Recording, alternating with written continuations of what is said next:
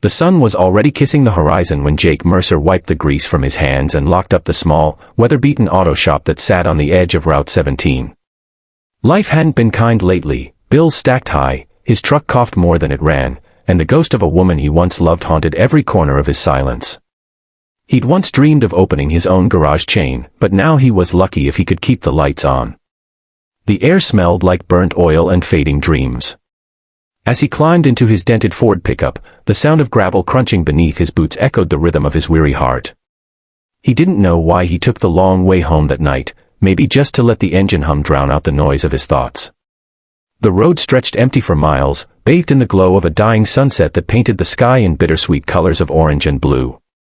That's when he saw her, sitting barefoot on a suitcase, thumb out, the wind playing with her blonde hair like a secret lover. She wore a white lace dress that didn't belong on the side of a dusty highway, and there was something about her eyes, something that said she'd lost everything or maybe she was trying to forget it. Jake slowed down, rolled down the window, and said the only words that felt right, "Need a ride?" She hesitated, studying him, as if trying to decide whether he was a savior or another mistake. But then she nodded, and with that simple motion, two broken worlds began to collide. Her name, she said, was Claire. No last name. Just Claire. Her voice was soft but heavy with the kind of sadness money couldn't buy away. As the truck rolled down the empty road, silence filled the space between them like a fragile truce. Jake wasn't one for small talk, but curiosity got the better of him. "Where you headed?" he asked. She looked out the window. "Anywhere but here." That was enough for him. He didn't press. You could tell she was running from something, but Jake knew better than to chase someone else's ghosts when he had plenty of his own.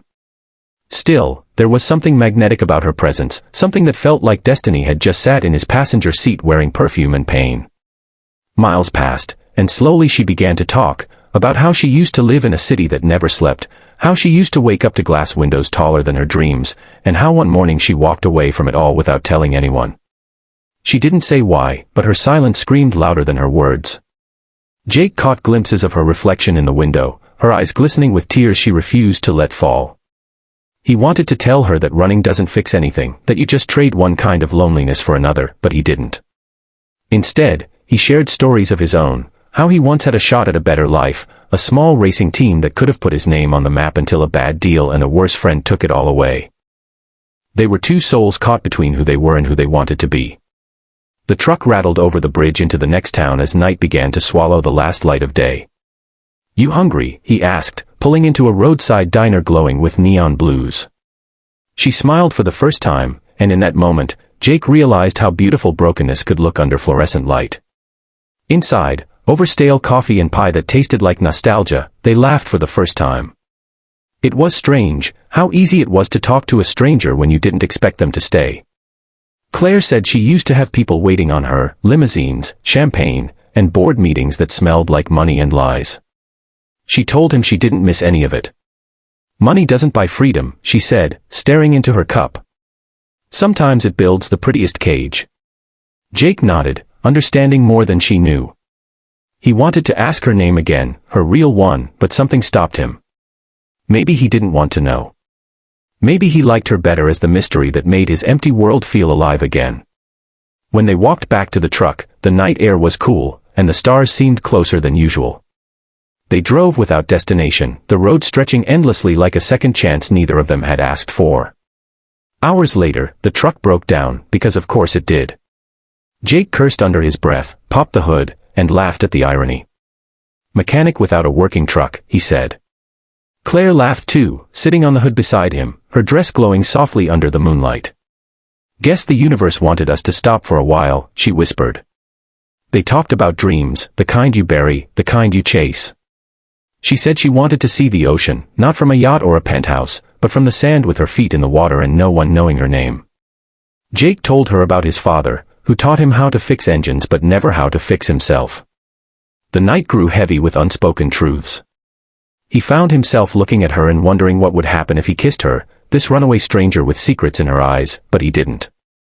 Instead, he started the truck again, miraculously on the first try, and they drove until dawn. By morning, they reached the coast. Claire stepped out of the truck, wind whipping through her hair as she stared at the horizon. You ever feel like this is where you were always meant to end up? She asked. Jake didn't answer. He was too busy watching her, realizing she wasn't just running, she was becoming. That's when the sound of sirens cut through the waves. 2 black cars pulled up behind them, men in suits stepping out, calling her name, her real one. Jake turned to her, confusion flooding his face. She sighed, finally telling the truth. She was Claire Donovan, heir to a fortune she never wanted, daughter of a man who tried to own her future. She'd run away from everything to find something real, something honest, and she found it in the front seat of an old pickup truck. I'm sorry, she said, tears finally falling. You deserve someone who's not a lie. But Jake shook his head. You're the most real thing I've met in years.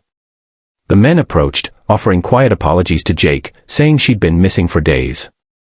She looked at him one last time. Thank you for seeing me. Then she was gone.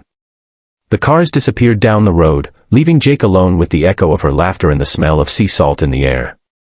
He sat there for hours, watching the tide come in, the waves erasing footprints she left behind. When he finally got back in the truck, something felt different. The world didn't look as heavy anymore. Maybe because, for a moment, he'd carried someone else's burden and found peace in the process. He started the engine, the radio crackled, and he smiled. Maybe luck wasn't about winning, it was about surviving long enough to meet someone who reminded you why it mattered. As the truck rolled back onto the open road, Jake looked at the horizon and whispered, "See you down the line, Claire." The wind caught his words, carrying them to wherever she was. And that's how 2 broken souls met at the crossroads of fate, changing each other forever without meaning to. Sometimes, the right ride comes when you least expect it, and sometimes, the person you save ends up saving you too. If this story touched your heart, if you felt that spark of hope that maybe, just maybe, the world still has room for second chances, don't forget to subscribe to the channel. There are more stories waiting for you, stories about love, loss, and the beautiful mess of being human. Hit that button, because every story deserves someone to hear it, and maybe the next one will be the ride that changes your life.